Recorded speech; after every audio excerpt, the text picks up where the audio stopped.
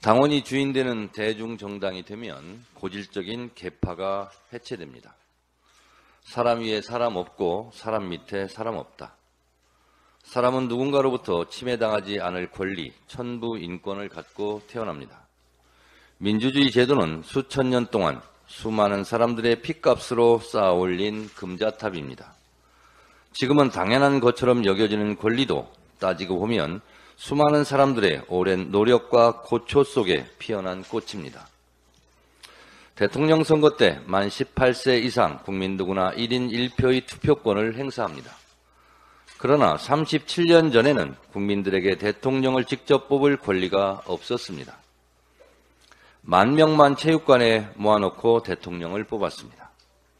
국민 누구나 1인 1표 대통령 직접 투표권을 갖기 위해 박종철 열사, 이한열 열사 등 수많은 사람들이 죽고 다치고 감옥에 갔습니다.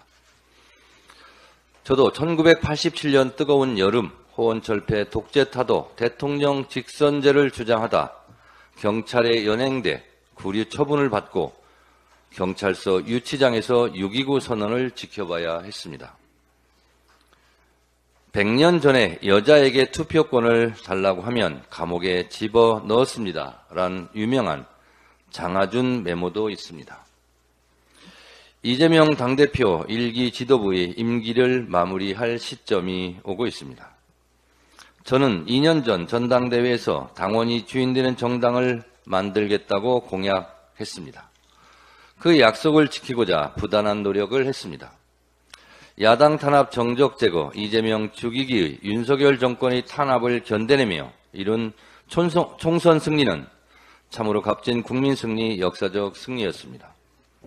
지도부 출범과 함께 검찰의 민주당사 침탈, 이재명 대표에 대한 무리한 선거법 기소, 이재명 대표의 단식투쟁, 이재명 대표에 대한 체포동의안 가결과 영장 기각, 수백 번의 압수수색과 검찰의 망신주기 피의사실 공표와 재판 속에 이룬 값진 총선 승리였습니다. 당내 사정도 결코 녹록하지는 않았습니다. 끊임없이 이재명 당대표를 흔들고 급기야 이재명 당대표 체포동의안 가결 사태로 잠시 당이 큰 어려움과 혼란에 빠지기도 했습니다. 그러나 이 모든 내후 외환을 이겨낼 수 있었던 것은 당원과 지지자 국민들의 지지 덕분이었습니다. 당이 어려울 때마다 응원과 지지를 아끼지 않았던 당원과 지지자분들께 다시 한번 감사드립니다. 이러한 어려움 속에서도 당원이 주인되는 정당 건설을 위한 발걸음은 멈추지 않았습니다. 당원들의 열렬한 참여 속에 공천혁명을 이루었고 그 동력으로 총선을 승리로 이끌었습니다. 그 어느 때보다 당원 참여의 효능감을 느낄 수 있었던 선거였습니다. 이에 발맞추어 전당대회 룰을 대거 당원 주권 시대에 맞게 정비했습니다.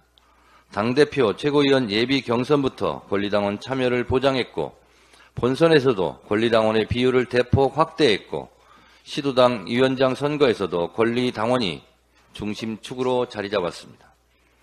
이제 전당원 1인 1표의 비율로 더욱 당원의 권리를 확장하는 일만 남았습니다.